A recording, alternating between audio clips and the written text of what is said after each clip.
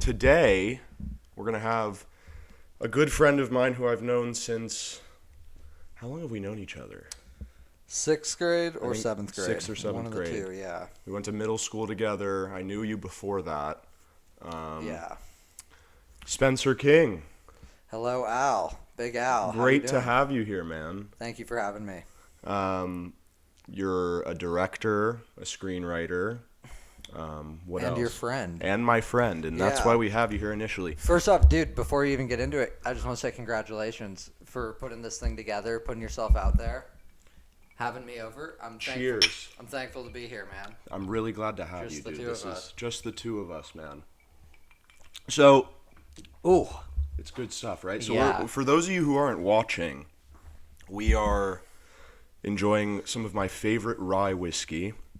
It is Willet Rye, and it's delicious. So, to get started, I do want to ask you, who are your, main influences film-wise? Because I know generally we have a very similar taste in movies.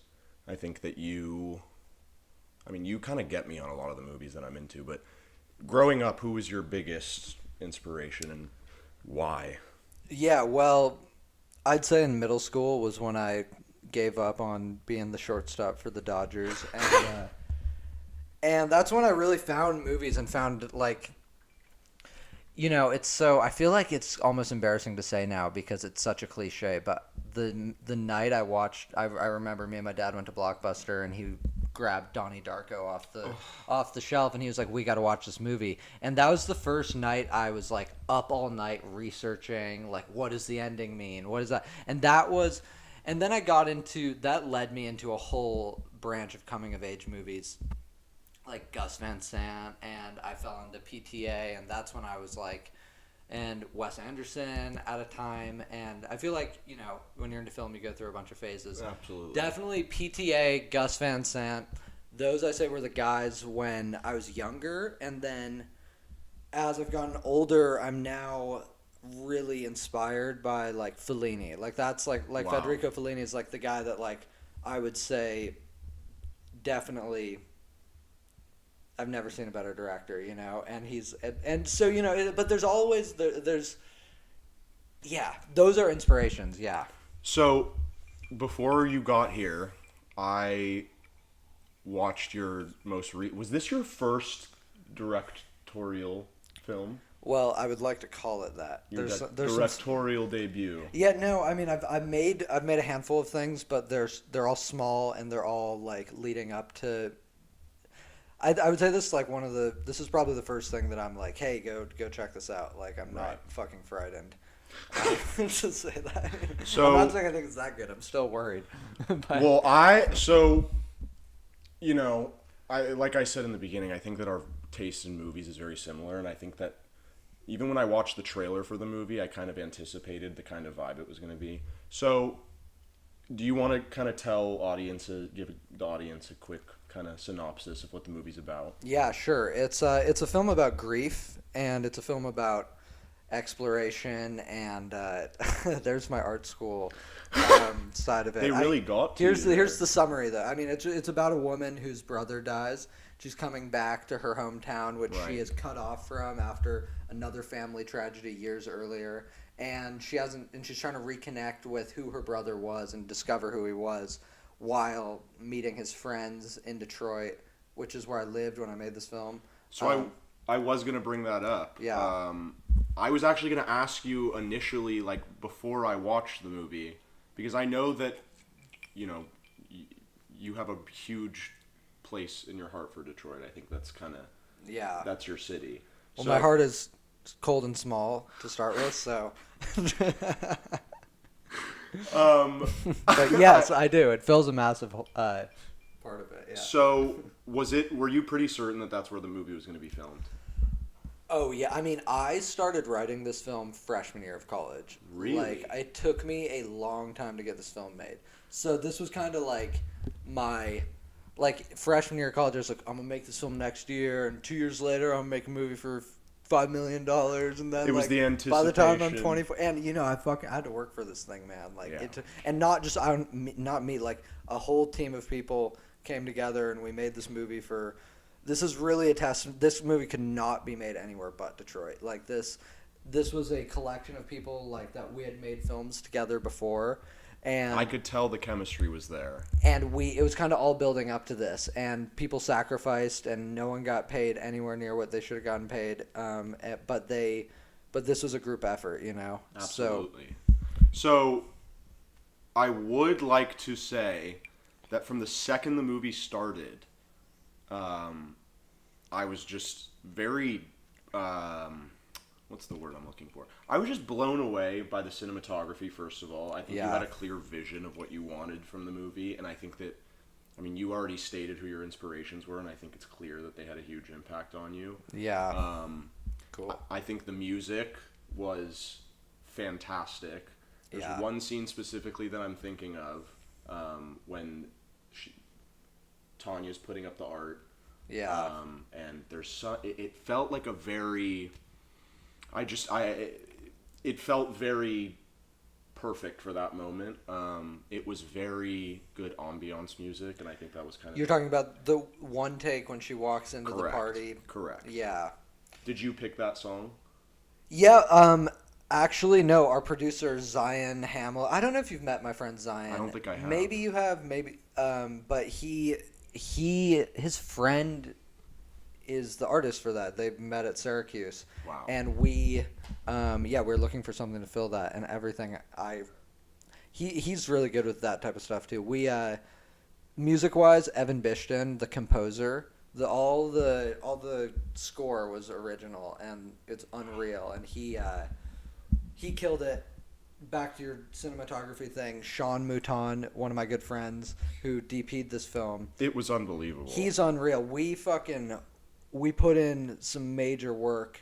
This is a 90-page script, and we had 15 days to shoot it. So, wow. So you're filming 6 pages a day. So Sean begged me not to pay him for this, and we put in, because we did, and he's really like, we put in so much time together storyboarding this whole thing, going to all these locations, and by the time we shot it, we made up for a lack of money for this thing by preparing and stuff in certain ways, and kudos to him. He really led the charge on that. From the second the movie started, that was the first thing I noted, I think, was it was clear that you guys had a vision from the beginning for how you wanted it to be. Did you edit the movie too, or you had an editor? I had an editor. What? I edited for about 2 years on this and just couldn't get it. Not 2 years, that's a lie. About a year. And just couldn't really get it past that final hurdle. And this guy, Alex Rydell, a good friend of mine, who edited, I don't know if you've seen my little documentary, the Dex Osama one. I sure have. You have. So he edited that. Okay, so you were pretty much... Yeah, him alongside with Cooper, my brother, edited the Dex one. Okay. Yeah. So you guys were pretty much a very tight-knit crew that you kind of had in mind for Man, Alex is hilarious, man. I wish he was here. He watched the movie, and I wanted to bring him on, and he came over, and he was like, man, I don't think we can do this, what you want to do. Like, it was like, and he's, I mean that in a funny way. Do you mean in the sense of... He's a realist. Like, so he didn't think it was going to be... It was like, we had some major obstacles that editorially we needed to do. And, like, we needed to... It's such a subtle film, and a lot of things really, like, needed to come across that weren't coming across. Yeah. And, I mean, he came in, he's a wizard with it. And we spent about a month together straight in 2019, the end of 2019, and got it into, a little bit of shape. And then for the next year, we were tinkering. I was gonna say, because I was curious if you kind of had a fork in the road at some point, and and you were kind of almost like, okay, this isn't gonna fucking work. Yeah, there was about a whole drawer full of forks. So. And then there was a bunch of, like, Tinkerbells that helped us, like, came and graced us and blessed us. So, the acting. Yeah. Ridiculous.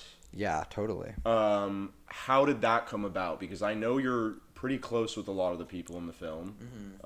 I am curious. The guy who played Cash, unbelievable. Yeah, so I've got a friend in New York named Kevin Powell who read the script a long time ago, just asking him for advice, and he is friends with Xavier Polk's dad who played Cash. Got it. And put me in touch, and Zay is awesome, man. Like, he lives in LA now. We could all kick it sometime. He's I was a cool going to guy. say, he seems like... Yeah, and we FaceTimed, and he really, like, challenged me, you know? He was, like, asking me questions that were making me think, and it wasn't really about... He had never acted before, and it wasn't... Really? Yeah. Okay, so that was another question of mine, was who in crazy. the film... You must... Eleanor, of course, and then Claudia, who played Joan. Right. She was... And there was a bunch of very good actors in here. I'm not saying anyone's better than another. Right. She has so much experience. She came on, and there was like an air of professionality. Absolutely. And like it was almost like shit. Like she came out here, like she was so comfortable with that role. It seemed like and I texted you in the middle of the movie, and I said, "She looks familiar. Who's that?" Yeah. And we kind of went over that she was in the Chronicles of Riddick. Yeah, Stargate back in the day. That's wild. She was great. She voiced. I don't know if you ever saw the Uncharted video games. Do you know if you heard of them? They're making a movie with Tom Holland. Really? As Nathan Drake. Nathan for you. I don't know the character name. I don't think that movie's going to be for me, to be completely honest, but that's the only thing I know about that video game. Yeah, I don't know. I know that she has a huge following from voicing one of the characters in that. And, she's been working for a long time, and she is great. I would love to work with her again. About the acting, like, all the actors really challenged me. And so, when you say they challenged you, can you kind of go in depth with what that means to you?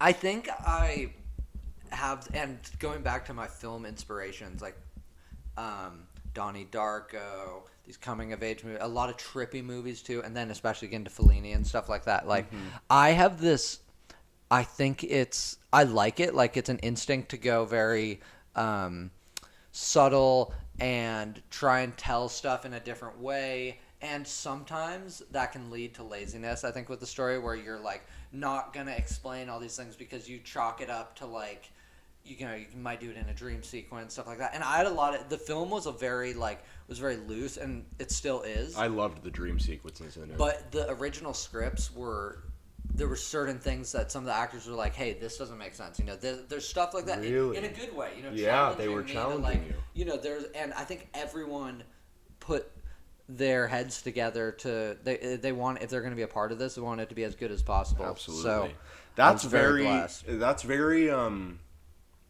admiring to me.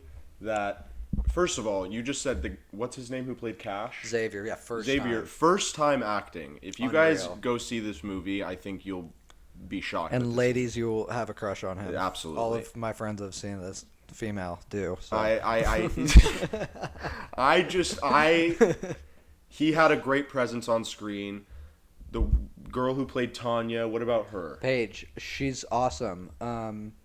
She was the actor I worked the least with. Really? Leading up to this. We'd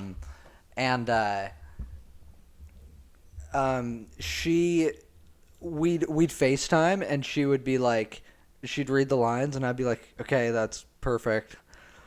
What's up? What else are you up to? So was she pretty much okay. She was very she was very, like, she didn't need as much. Right. She didn't need as much to and know that's about not the a character. positive or a negative. Right. You know, It's like just some a actors, process. like Claudia and I worked a lot together, but it wasn't me getting her there. She just loved, like, Claudia and Paige too. I'm not saying Paige didn't love talking about the story. It was just, it was very, very simple with her. With everyone, with Zay, we put in so much time for Cash. I call Xavier Zay. Okay. Good to know. And he, but we also, like, were becoming brothers while working on this in a way. Like, we really bonded. And that was, like, that character is the real like maybe the most important character in the film. I think he's a pretty pivotal character. Totally. Yeah. And when you say that it was his first time acting, I think it's interesting because I think it has a lot to do with you in the sense of how it kind of ended up. I think it was clear that you kind of, led him in a good direction. He asked the right questions. Yeah. And like you said, he challenged you. I think it was probably really interesting to have someone who had never acted before kind of ask you these questions that you were probably like, was it baffling to you to kind of have your friend kind of ask you these questions? No, it was really, I was really thankful, honestly. Like, there was stuff that I wanted to get across that I was struggling with. And, for example, I always wanted, and by the way, just watch the freaking movie or don't worry about we're gonna spoil this thing, right? Yeah, I was gonna say if you guys are at this point and you haven't watched it yet, then you can fuck off. But, well, no, I mean, not fuck off, but you cut that. But I'm about to start talking about the right. we're about to get if you don't want to hear spoilers, then maybe skip a few. Yeah, or fuck off, as Al says. No, just kidding. But I always wanted the ending to be really conflicting, and I don't want something that feel very passionate about is just because something happens on screen doesn't mean that the world and the filmmakers approve of it. Oh, of course. And yeah, I can talk about that with you. Totally. Yeah. And the ending is such a hard pill to swallow, man. And the whole movie is like, it's about this misunderstanding. It's about like this thing that happened that was a freaking accident, man. And like, it sucks.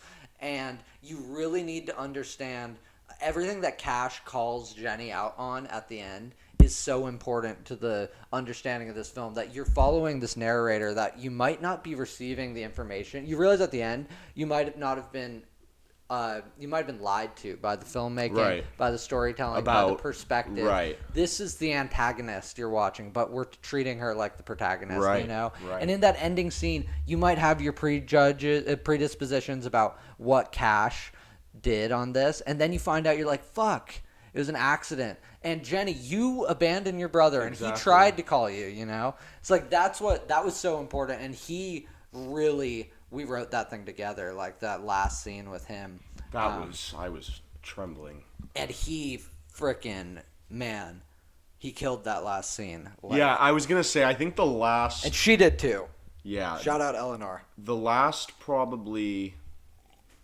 I'd say when I think when Cash is in... Because they were in the brother's apartment.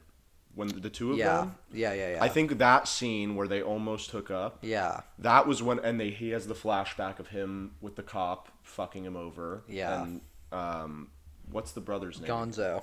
Gonzo comes up and kind of saves his ass, basically. Mm-hmm. When that scene... I kind of messaged you at that point. That was when I really started to kind of feel it. I don't know if it was... I kind of could tell that there was something that was going to happen, and I could not for the life of me tell what it was. Yeah. But I also think, going back to the editing and kind of just all of that, you did a really, really great job of kind of keeping me on the edge of my seat and really just contemplating what and why this character is maybe feeling the way she feels, and kind of this guilt that you don't really think is there, but it's there, and it kind of comes out more and more throughout the movie. Yeah. Well, she was she's the one constant in this film, right. And she has a little bit of experience, but hadn't really done anything to this, amount workload. Like, she was shooting 14 of the 15 days, she was in, Jenny's character's in so much of that. And you're filming it all out of order, and, I'm trying to, you look at things creatively, and then you get into, the producerial mode, which I was very lucky to have a really good AD that helped me with, shot listing this thing and stuff, what we're going to do in what order. But it's really easy to forget where you're at in a movie, Absolutely. And she was there, and she really we were both, holding that weight together. It was a lot going on, and I think she there was a good evolution for that character. For sure. Her. I was gonna say that I think that that ending scene with her at the table, and then she starts eating. I got fucked up from that. Hell yeah. I think that she. Heck yeah. You can cuss all you want. I know. Baby. I like to. You like to refrain. I don't know. I just think it's fun sometimes. Yeah. Saying fuck is fun. Yeah, and saying fudge. Heck too. Saying fudge is fun too. You know. I agree. I think all those words are fun. It's interesting to me that she was not as experienced as I thought she was, because she absolutely fucking killed that. Yeah, she has more of a theater and then a modeling experience. So she's gorgeous. Like two weird things. She's gorgeous. Totally. And she she really carried the burden a lot of times on this. It seems that way. And I do so going back to kind of talking about how you were saying that, a film can be about a certain subject. It doesn't mean that the filmmaker approves of what's going on in this film. So there's a few examples that I can think of. Cool. One is a show that I'm sure you're familiar with and probably appreciate. It's Always Sunny in Philadelphia. Yeah, that's a good example. I was listening to their podcast, and I think what's really interesting is that they try to touch on a lot of social commentary. They try really hard to also make it clear that there are fucking morons in this country who believe and are as delusional as those characters are. But the thing that I think is really interesting and also really inspiring is that they make it very, very clear that they are not, going out and doing the things that these characters are doing or even believe them. They're, from the beginning of the show, they made it clear that these characters are pieces of shit. Yeah. These are not good people. They're not doing good things. So, for people that are going to go into this show and be like, wow, they're making this, and it's interesting to watch them kind of parade around and be proud of the characters that they're writing about when they're pieces of shit. It's like, no, these guys basically made it clear that, we're writing characters who are not there mentally, really. Yeah. They're fucking morons, and they do horrific things. But Seinfeld does the same thing. Yeah, absolutely. Like, all those characters are terrible. Absolutely. George is one of the biggest pieces of shit in this universe. When his fucking wife, she dies of licking. I just watched that episode, and that is exactly what came to my head. It's like, okay, I mean, I don't think that necessarily the writers, Larry David probably wouldn't fucking, you know what I mean? Like, it's hard to say that these writers or directors or whoever think that the... Well, just to say one thing, I don't think that these characters are pieces of shit. What I really... if I had... Oh, I wasn't trying to say that the people... Yeah. I was more referring to It's Always Sunny, but I feel you. Continue. My overall... When it comes to, like, making a message and stuff like this, something that I would maybe like to come across, and number one, I think... pushing a message a lot of times, it's for a lot of people. I don't think it's for me. I think more for me, I would love to make people maybe pose a question, But if there was some sort of message with this, it might be that things are not really black and white. Right. Things are very gray, Like, I think there's not as much good and evil in the world as we think. I think there's a lot of opinions, right, and there's a lot of things that are subjective rather than objective, and there's a lot of misunderstandings too, and I think that this film, it's like life too. A lot of times it's determined by misunderstandings, and so that if things just kind of can spiral out of control. That's what this was. It's like, and you want people to finish the movie and be like, okay, now I have a bunch of questions. You want the questions to be asked. Totally. You're not making this movie in the sense of you want people to finish it and then go, well, that's it. Yeah, I get it's not propaganda. Exactly. Yeah. So, I texted you the other night, and I asked you if you saw Red Rocket.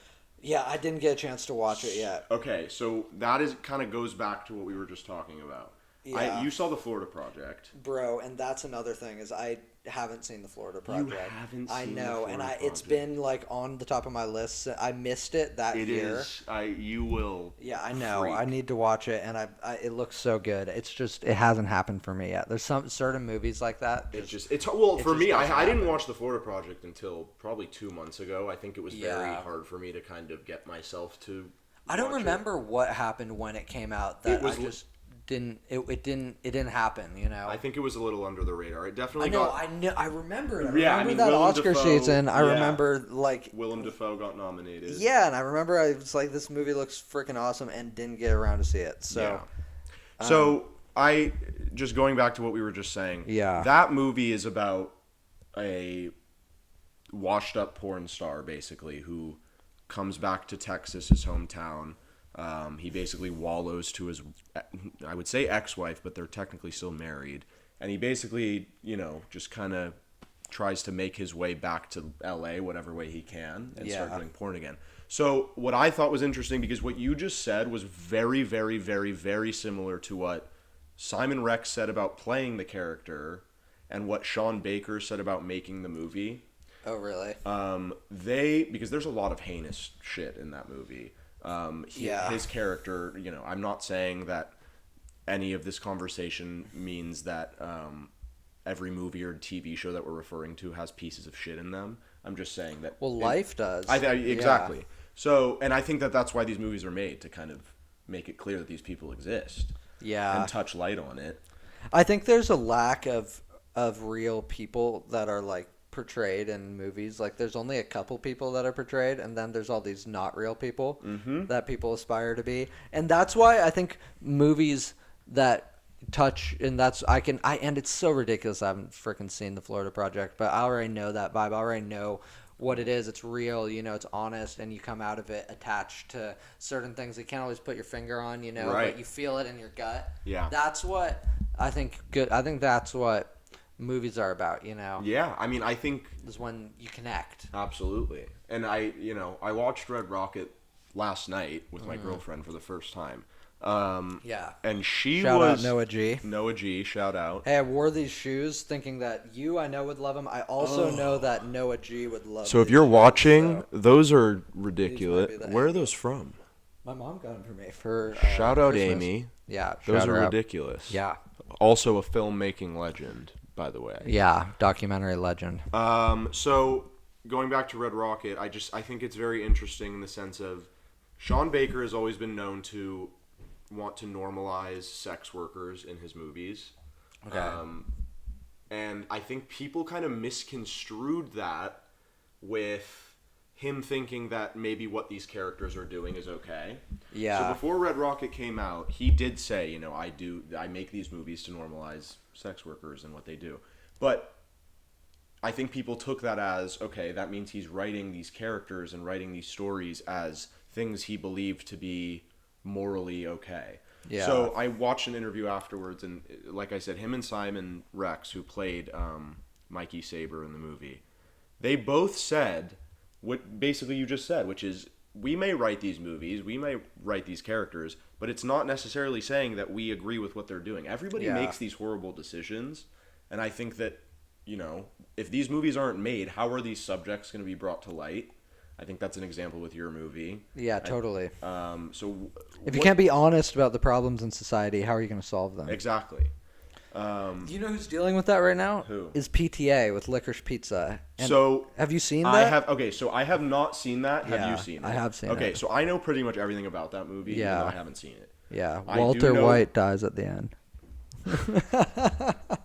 Shout out Bryan Cranston. Yeah. So I don't know if, if for those of you who don't know, it's a little controversial because I think Alana Haim plays a probably Yeah, 25-year-old. 25. Yeah, and Cooper Seymour Hoffman, who is the great late Philip Seymour Hoffman's son, plays Absolute legend. Yeah, I mean, Philip Seymour Hoffman. when I saw that his son was in this movie, I pretty much shit myself. And his son kills it, man. Really? Yeah, he really does. Wow. It's really cool. It's like, and Philip Seymour Hoffman's like top 10 ever, probably. Absolutely. Like, yeah, and his kid's is a stud. So Such a sad. watch out for him. Yeah. So, you think he's coming up? I think he's here, man. You think he's here? I was blown away. Oh, I need to fucking see that movie. So, going back to that, just for those of you who don't know, Alana Haim plays a 25-year-old character. Cooper Seymour Hoffman plays around a 16, 17. 15 fucking years old. Yeah. Okay, so he has a 10-year age difference there. Yeah. And I don't think this really spoils anything. I do think they fuck in the movie. Okay, if you don't want to hear No. They Do you don't. want? Should I say it? Yeah, no, they don't fucking. They don't fuck in the movie. Okay. Yeah. So that to me is a big deal. So the first scene of the movie, he sees her or whatever, right at the beginning. I can't remember if it was the first scene. Okay, everyone, if you don't want to know anything about Licorice Pizza, then please skip ahead. But this is not anything that you need to really worry about. And the first scene, he starts like hitting on her basically, and he's trying to get her to go out with him, and he tells her, like, I'll be at this restaurant this time. And basically the beginning of the movie ends with her showing up at the restaurant. And I'm like, man, is this what this freaking movie's going to be?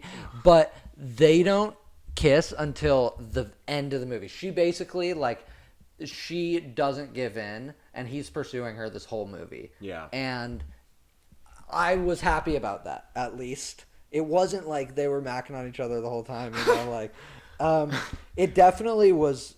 You know, it's definitely controversial, and I guess I'd rather not weigh in. You'd rather not weigh in on the subject? All right, so we're not going to give an opinion on whether we we're not going to give an opinion on whether we think that's acceptable or not. Well, it's not acceptable. It's not acceptable. Anyone who's 25 I guess the question is, can PTA make that movie? And the answer, of course, is yes. It's Paul Thomas Anderson. Of course, it's yes. And I don't think that there's anything wrong with making that movie. Bradley Cooper was great in it, man. So really good. Bradley Cooper plays John Peters, who was actually my grandmother's hairdresser before he became a big producer in Hollywood. Wow. So shout out Grandma Ruby. I know that's something you'll be hyped up on. Yeah. So Licorice Pizza, you know, we're not going to kind of debate on whether we think that's something that's acceptable. I think we all know that Paul Thomas Anderson is going to be, if not already, one of the greatest filmmakers of all time. I think that's kind of goes without saying. Yeah. Already. So, going back I would say... do you want to change the subject? No, go ahead. I would put him, and I would put the Coen brothers, like... I think they're, like, head and head for, like, the best of the generation. So, I was actually going to kind of get into that. Cool. I want to know... I saw Macbeth, by the way. Okay, so my good friend and I, Daniel Memmi, we have... Shout out, Memmi. We have a plan to go see The Tragedy of Macbeth, starring Denzel Washington and Frances McDormand, directed and written by Joel Coen. Yeah, Joel, yeah. Is this the first movie without his brother? Yes. Wow. So, his brother's name is Ethan, am I not? Yeah. Okay, so Joel and Ethan Coen, if you don't know who they are, wake up, go see their movies. Fargo, No Country for Old Men, The Big Lebowski. Raising Arizona, which is fucking hysterical, which I actually saw for the first time a few months ago. Oh, it's so good. It is unbelievable. Yeah. So, you saw Macbeth. Yeah. What did you think? Blown away. Like, unreal. But it is literally the play. Like, Really? you have to be okay with that, you know? Like, So, go on, sorry. yeah, no, it's like the real stanzas and shit from the play. And there's a moment, like, and I definitely, like, ripped on the dab pen right before walking in. Let's be real here. I think we're all going to get a little high before we see that movie. Yeah, but I was like, whoa, what's going on? But I also was in Macbeth in elementary school at Roosevelt. I was Macduff. Shout out Roosevelt Elementary. Yeah. And so I remembered the story a little bit, pretty well. So I was able to follow, but also if even if I didn't know the story, I think you'd be able to follow because he's so good at conveying the mood. Like, it's like, you know, these stanzas fly by like this. Of course. But you can feel what's going on with the storytelling and stuff and gestures and stuff. And I think it's very doable to follow along. So I'm excited to hear what you think. So, do you think that it was easy to follow along, because it was visually... I heard it was visually one of the most beautiful movies ever. Well, that's what it was so cool this year with that movie coming out and then Licorice Pizza too. They're both such unique filmmakers and so different. Like the Coen Brothers and PTA are the most different. It's very filmmakers. interesting that you say that. I do want to talk about that too. Like, so the Coen Brothers, like, this is what I've heard at least, is that literally script to picture identical. Like every gesture, no improv, nothing. Like it's all in their brain. I'm not saying that's not how it is with PTA, but with the Coen Brothers, it's so structured, it's so manufactured in a good way, and I freaking love the Coen because Brothers. they have a very clear idea, I think, of what they want the characters to be and who they want them to be, and PTA definitely does for sure, 100%. But PTA, it's so much more free flowing and stuff, and like the Coen Brothers, I feel like you're less immersed, maybe, and you're more just like watching a completed project. Absolutely. Like it's like it feels so full. It's so done. Yeah. There's nothing Absolutely. anyone else could ever add to it. Ugh. I feel that way about pretty much every one of their movies, honestly. Yeah. Have you seen A Serious Man? Okay, so is that with I believe, what's his name? I can't think of his name on the top of my head, but I think it is with the guy who was in the show Dope Sick, or Colin Firth. It's either one of the two. Okay, I was right. It's Michael Stuhlbarg. The lead? Yes, correct, if that's how you pronounce it. Yeah. So this is one of the Coen Brothers movies that I've meant to watch. It was nominated for Best Picture. It's supposed to be unbelievable. Oh my gosh. It might be my favorite Coen Brothers movie, actually. Really? It's so good. Yeah. I have a very, like, that movie is so weird. Really? Like, that movie is so fucking weird, man. So I think they have a tendency to kind of go down that route too. Yeah. Of making the viewer a little maybe cringeworthy. It's like The Office on heroin. How cringe that movie is. It's the most dark comedy I've ever seen. Really? Honestly. Like. So that's another thing. They are really good at making comedy. Yeah. Have you seen Burn After Reading? Yeah, I have. What do you think of that? I love Burn After Reading. I haven't seen it in a long time. Yep, me neither. I remember the bike with the dildo. For those of you who haven't seen it, it has a dildo bike in it, and it's pretty hysterical. George Clooney's invention. So A Serious Man is, you would say, your top Coen Brothers Maybe, but that might just be to sound cool and not say No Country for Old Men. See, okay, But, like, that's No the Country thing. for Old Men. I have trouble because Fargo is one of the first Coen Brothers movies I've ever seen. Yeah. To me, I could watch that movie probably for the rest of my life every single day, and I'd have no problem with it. It never gets old to me. I don't know if it's Frances McDormand, Steve Buscemi. I don't know what it is. Yeah. That movie is so fucking timeless to me. It makes you smile too. Yeah, absolutely, and it's so dark. Yeah. It's so dark, but Yeah. so humor. So humor. Yeah. And William H. Macy is fucking hysterical in it. He's so good. He's great. So, going back to Paul Thomas Anderson. Yeah. About a couple months ago, I tried watching a movie you obviously know called Boogie Nights. Yeah. With my girlfriend and her roommate. Okay. They forced me to turn it off after about probably 15 minutes because I think they got a little uncomfortable. Have you seen that movie? Yeah, of course. Yeah, so you know it's pretty much a porn. Yeah. What do you think about the depiction of sex like that in movies? Do you think it's wrong?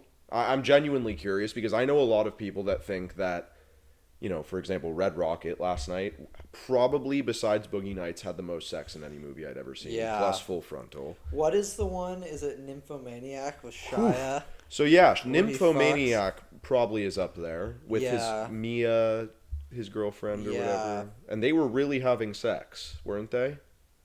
Yes, they were really having sex in that movie. That's what I understand from it. That is bizarre. I think Boogie Nights was like a freaking moment in time, and I think your girlfriend has every right to not want to watch that. Yeah. But I think other people have every right to want to watch watch it. it. Yeah. You know, I think Boogie Nights is like a pretty legendary coming out party. I know he had a Hard Eight before that. Really? Which is, it's just a smaller movie he made. It was his first feature. I didn't know that was.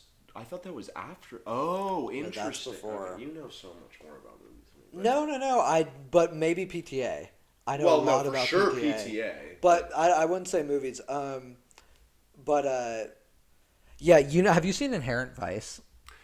No, but I did just read that Inherent Vice might considerably be Joaquin Phoenix's best performance. Really? Which I think is probably Cap. Well, you clearly haven't seen. Come on. Master. No, I was gonna make a joke, but I'm blanking on Signs. Oh God. Remember Signs? Great movie though, Signs. I'm a closet huge M. Night stan. I love M. Night. Have you seen Unbreakable? Okay. Yes. What do you think about that movie? Love. What do you think about the newer movie, Glass? like Split and Glass? I love Split. Okay.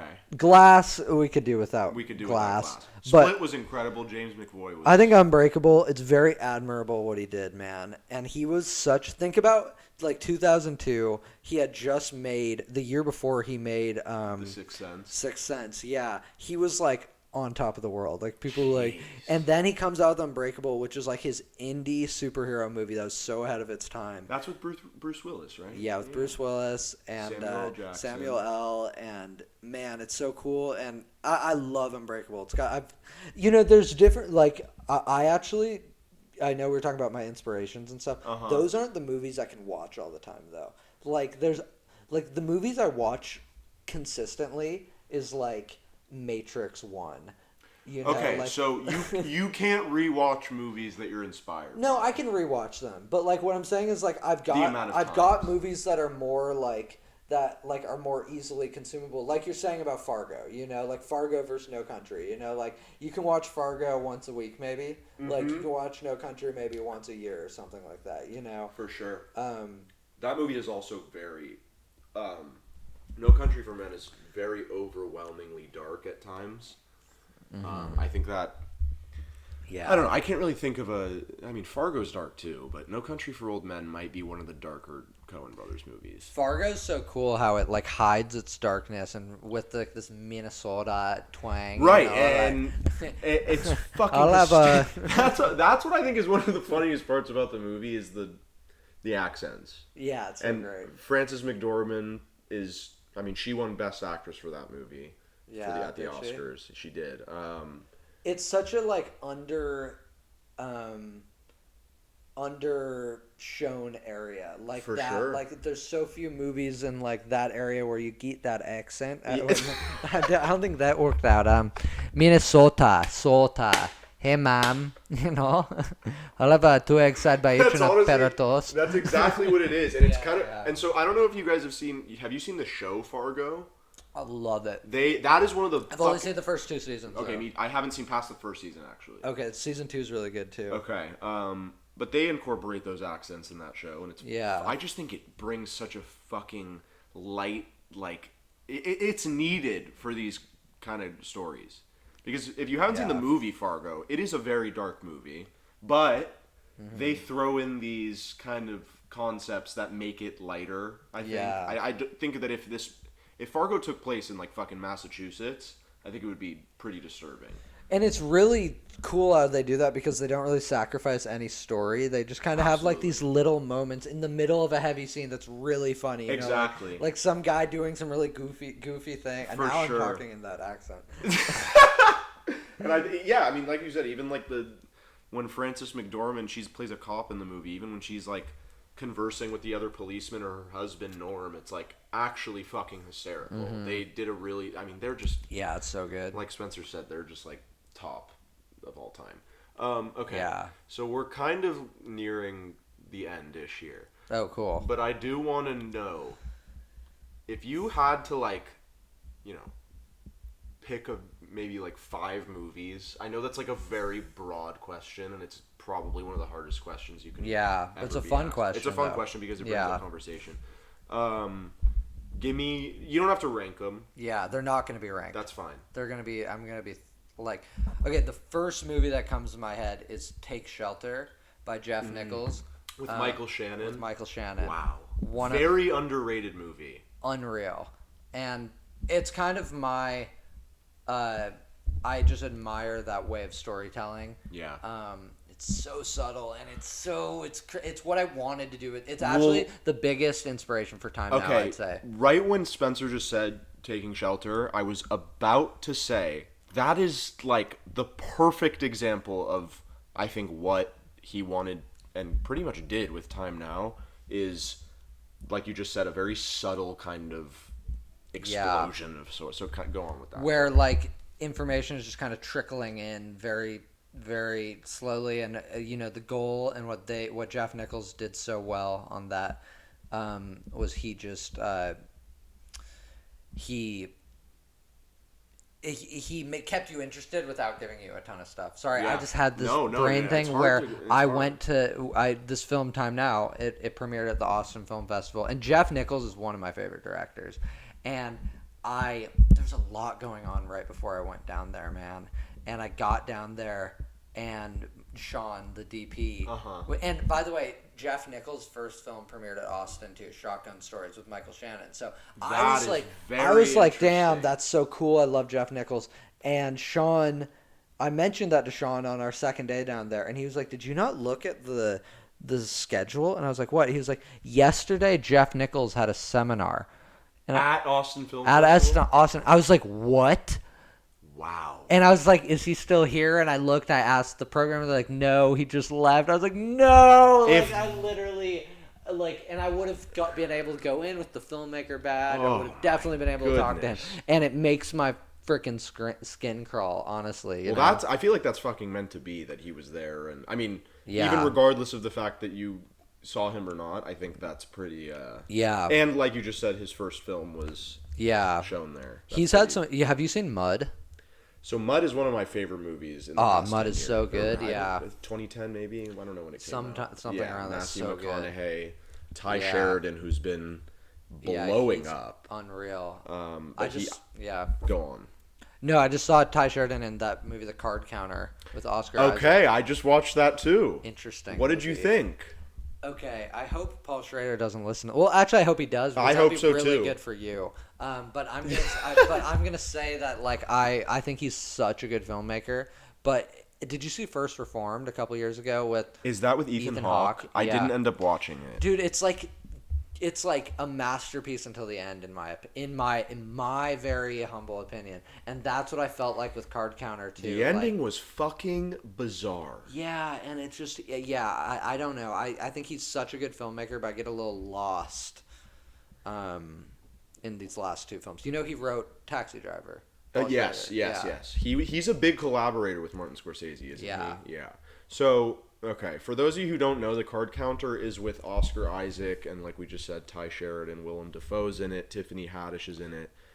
It's basically about an ex-military man who spent a good amount of time in prison and taught himself how to count cards. And he basically travels the country counting cards, making money. It's a good movie.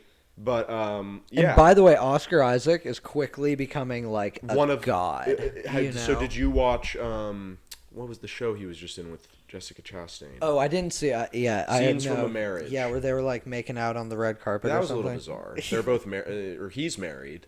Yeah, I don't know. If I was his wife, I might not have liked that. Yeah. But so that show is fucking unbelievable. I think the acting in that is A1, as good as it gets. It's what I thought they did. They did this very interesting thing, which at the beginning of every single episode, because it was a play. So at the beginning of every episode, they pretended like the cameras weren't rolling and would film the actor, like they would film Oscar Isaac getting his last makeup touches and then going into character to start the scene, and then it would just go into it. And I thought that was a really unique thing to do. But yeah. Okay, you want more movies? Yes, continue with the movies. Okay, I would go with Paranoid Park by Gus Van Sant. It's never even heard of it. Most people haven't. It was one of those, like, when I was 14, I watched it, and I watched it every couple years, and it means a lot to me. Big inspiration, I'm sure. Yeah. Gus is, he's unreal. That movie it's about skaters in Portland, these, like, high school kids, and there's this kid kind of gets involved with these older skaters, and like there's an accidental murder that happens on the train tracks, and like this kid just gets way in over his head and kind of gets away with it. It's like this really weird movie about like, like moral, like, it's really great. I recommend watching that movie. I'm gonna go for 8.5, Federico Fellini. I haven't seen it, But you've know of that course. one. Yeah, definitely. Would you say that's one of... you brought up Fellini in the beginning of the podcast. Yeah. I'd say it's probably, like, in my opinion, maybe the best movie ever. Okay. Like, you know, like maybe. Well, then I need maybe. to watch that. Maybe. I'd put Apocalypse Now right there, too. Right. Yeah. That movie is... As far as, like, American movies. You know? I know. No, I mean that. Like, that's, like... America. I think that's the... I think that... What would you put... What else would you put as, like, Americana? Like, well, it's hard Lawrence of Arabia... Oh, like would be up was there. That, what's his name? Yeah, I'm blanking on the me director's too. Let's name. pull that up so we don't look like a bunch of uncultured fucks. Yeah, I know you. I already know you're a big Goodfellas and Godfather. Oh, I mean, guy. Goodfellas, I think is probably. Well, I have my own list of my own that I'm planning on releasing on the Instagram at some point. But Cool. Peter O'Toole, of course. Peter O'Toole, yeah. Goodfellas, I think is the best mafia movie that was Another on just top. I think it's better than Goodfellas. That's just my excuse me. I think Goodfellas is better than The Godfather. That is my opinion. another just random movie I'm gonna throw in there as one of my favorites is Nocturnal Animals. Did you see that a couple years ago? Phenomenal. 10 years ago, maybe. And Tom Ford, Out of left field. like, what the fuck? Yeah, This guy is one of the biggest designers you've ever heard of. Yeah. I don't pop Molly, I rock Tom Ford. Yeah. And then this guy comes out with one of the best fucking movies of, what was it, like 2013 or something like that. He wrote it too, didn't he? Yeah, dude. And he, honestly, bro, that movie is like everything comes together in it. The score, the composition, the acting, the lighting, the script. And when everything comes together, there's only one answer. It's that filmmaker's really good. Like, for sure. And I think people try and deny it with Tom Ford.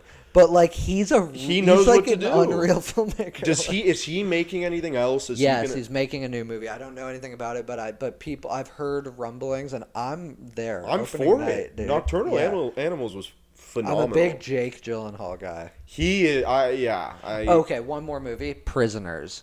Yeah, that's an all time for me. Okay, before we're gonna go on to Prisoners in a sec, but just if I forget, remind me to bring up one movie. Just if I forget. Okay. Yeah. So Prisoners, I think, is one of the most underrated movies. Like, genuinely one of the most underrated movies in the last probably 20 years. Yeah.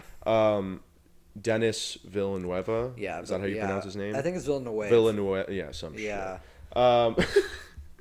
You're a fucking swine. You're a very polished filmmaker. You want to pronounce these guys correctly, Dude, and it's Denis. It's Denis Villeneuve. Denis. Yeah. Okay, so I've been following this guy for probably 10 years. Man, who the fuck is saying his name out loud? I guess you're right, but yeah, when I read it, I hear Dennis. No, I feel you. That's Did what I'm he saying. Did he do Dune? He did, Yeah, right? he did Dune, He yeah. did Dune. Did you see that? What did you think? I was great. Great. I'm excited for the next one. So speaking of, okay, so that's actually kind of bringing me to my next. So first of all, Prisoners, again, one of the most underrated movies I think in the last 20 years. And if you want to be an actor, just watch that movie and study Jake Gyllenhaal and that. And honestly, Hugh Jackman. Hugh Jackman is phenomenal. so fucking good. Phenomenal. Yeah. Was Jake Gyllenhaal even nominated for that? I think No, they fucking They- that- again. snake Jake. Yeah, they snake him. constantly do. Nightcrawler. Nightcrawler. Is phenomenal. Mm-hmm. He's a maniac in that movie. Brokeback Mountain is fucking fire. I love that movie. Heath Ledger, God rest his Yeah. soul, who passed away on I think it was 11th birthday. He's Really? one of my favorite actors of all time. Yeah, man. So last movie I kind of want to bring up. I watched with my girlfriend, her best friend Savannah. Shout out Savannah. And then her roommates came back in and kind of joined us. Call Me by Your Name. Yeah. Did you see that movie? Yeah, I did. Okay, so I will admit that when this movie came out, I was a little hesitant to watch it, just because I did hear that it was a little. We know why you were hesitant. Yeah, I'm not okay. No, so I'm joking. maybe we'll cut that. Yeah. But I do that again. Say that again. You want to do that again? I'm keeping that. Okay, you're keeping that. Okay, cool. I just like saying cut that for the Okay, humor. for sure. So I will admit that I was in college. I was, just being a dick, and I jumped to conclusions thinking that I would be uncomfortable watching certain scenes in this movie. I did start the movie a few years ago, and I don't remember if I just stopped watching it or whatever. We watched it a couple weeks ago. When I tell you that I think that Timothée Chalamet's performance in that movie is genuinely one of the greatest performances I've ever seen in my fucking life. Yeah. I'm not exaggerating. He's unreal. He's fucking unbelievable. Yeah. But then I said after I finished that movie, I don't think I've seen anything with Timothy since this movie that he's been as good as he was in that. I think he's a great actor. I think he's a phenomenal actor. I think Lady Bird he was great in. I think I didn't see The King. I heard he was good in it. He was. I didn't love The King, but I heard it was a little yeah. David Michaud, is that how you But I know people that I respect that really liked it. So I maybe want to rewatch The King. Okay. What else was he in that is big? Dune, obviously. Dune, I didn't see that. How was he in Dune? Really good. Really good. I mean, I think he's really good. But Call Me by Your Name is a really special movie. Like right. So the directing on that and the cinematography is unreal, man. And there's the something. setting. Yeah, the setting is. I think that's what makes that movie is that it's in Italy and. I know, and then my favorite part of that movie is the original music. Is Sufjan Stevens. Mystery of Love is genuinely one of my favorite songs in the last 20 years. And Visions of Gideon, which is the ending. Yep, song when he's sitting at the fireplace. Yeah. Unreal. Sufjan Stevens, born in Detroit. Shout out. Wow. Grew up in Petoskey, Michigan. This guy knows his fucking shit. I just love Sufjan, man. Didn't he perform that song at the Oscars when that movie was nominated? I don't know. But I do know that maybe I think so.